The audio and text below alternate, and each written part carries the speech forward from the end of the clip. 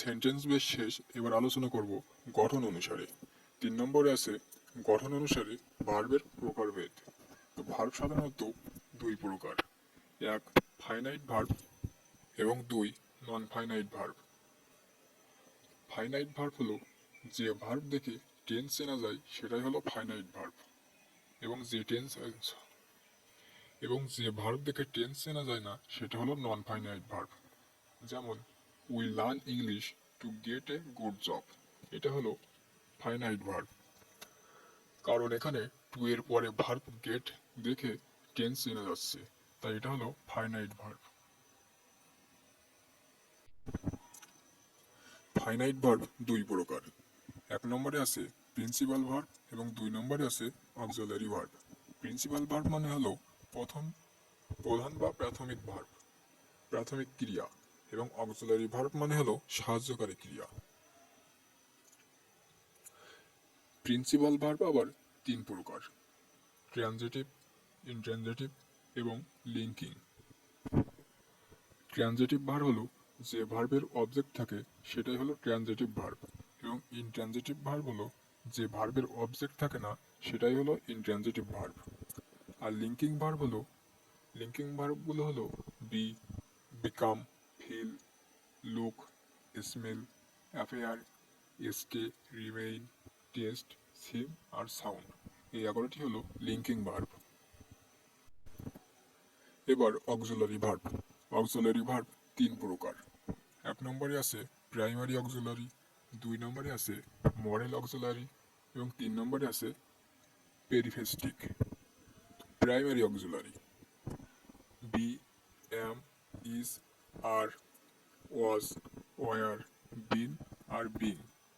এই কয়টি হলো টু বি ভার্ব, এবং হ্যাভ, হ্যাজ, হ্যাড আর হ্যাভিং এই চারটি হলো টু হ্যাভ ভার্ব, এবং ডু, ডাস, ডান আর ডুইং এই চারটি হলো টু ডু ভার্ব। অর্থাৎ to be verb, to have verb আর টু ডু ভার্ব এই ভার্বগুলো একত্রে প্রাইমারি অক্সিলারি। অর্থাৎ to be verb, to do verb আর টু হ্যাভ ভার্ব এই ভার্বগুলোকে প্রাইমারি অক্সিলারি বলা হয়। এবার মডেল অক্সিলারি। মডেল অক্সিলারি ভার্বগুলো হলো can, could, may, might, shall, should, will, would, need, must, dare, let, ought to, use to, suppose to, had better, had rather, would better, would rather এগুলো হলো modal auxiliary. Finite ভার্বের প্রকারভেদ শেষ। এবার non finite verb. Non finite verb তিন প্রকার, এক নম্বরে আছে ইনফিনিটিভ, দুই নম্বরে পার্টিসিপল এবং তিন নম্বরে জেরান্ড। ইনফিনিটিভ হলো টু প্লাস ভার্বের বেস ফর্ম যখন নাউনের কাজ করে তখন তাকে ইনফিনিটিভ বলে। অর্থাৎ ইনফিনিটিভ হলো টু প্লাস ভার্বের বেস ফর্ম, এবং জেরান্ড হলো ভার্ব প্লাস আইএনজি যখন নাউনের কাজ করে তখন তাকে জেরান্ড বলে। অর্থাৎ জেরান্ড হলো ভার্ব প্লাস আইএনজি, সেটা অবশ্যই নাউনের কাজ করতে হবে। অর্থাৎ ভার্ব প্লাস আইএনজি যখন নাউনের কাজ করে তখন সেটা জেরান্ড। পার্টিসিপল তিন প্রকার, প্রেজেন্ট পার্টিসিপল, পাস্ট পার্টিসিপল এবং পারফেক্ট পার্টিসিপল। প্রেজেন্ট পার্টিসিপল হলো ভার্বের বেস ফর্ম যখন অ্যাডজেক্টিভের কাজ করে তখন তাকে প্রেজেন্ট পার্টিসিপল বলে,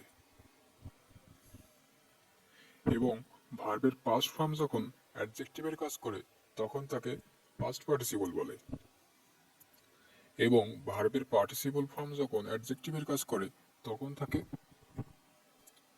পাস্ট পারফেক্ট পার্টিসিপল বলে।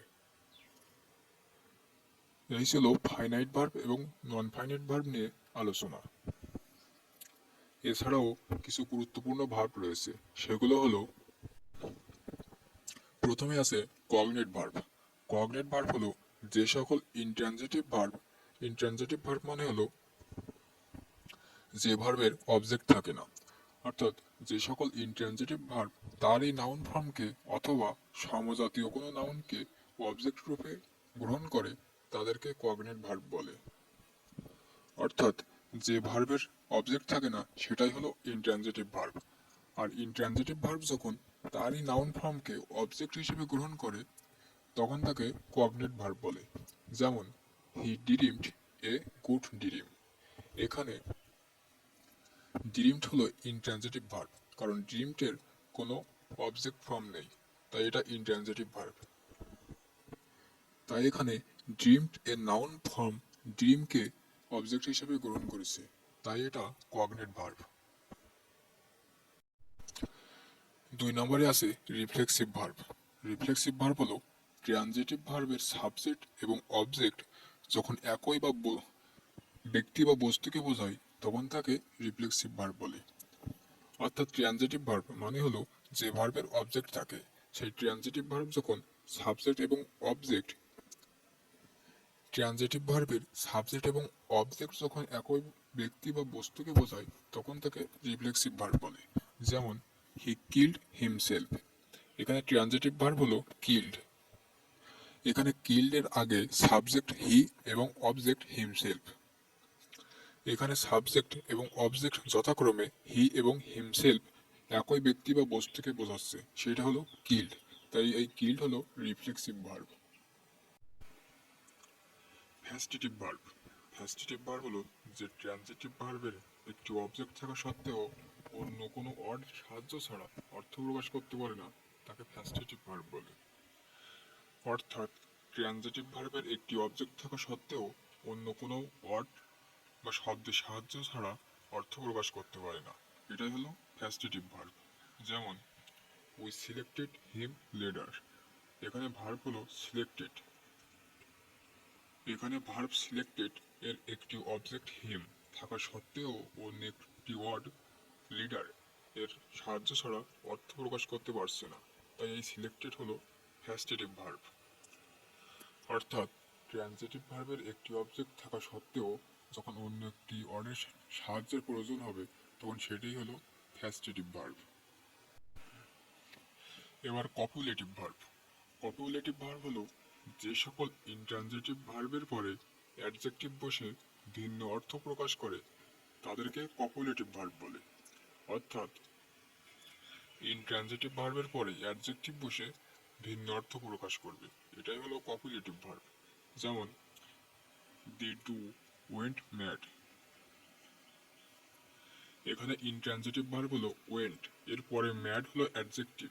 এখানে ইনট্রানজিটিভ ভার্ব ওয়েন্ট এর পরে অ্যাডজেক্টিভ ম্যাড বসে ভিন্ন অর্থ প্রকাশ করছে, তাই এটা হলো কপুলেটিভ ভার্ব। এই ছিল ভার্বের এ টু জেড আলোচনা। আজ এই পর্যন্তই, আবার দেখা হবে পরবর্তী কোনো ভিডিওতে।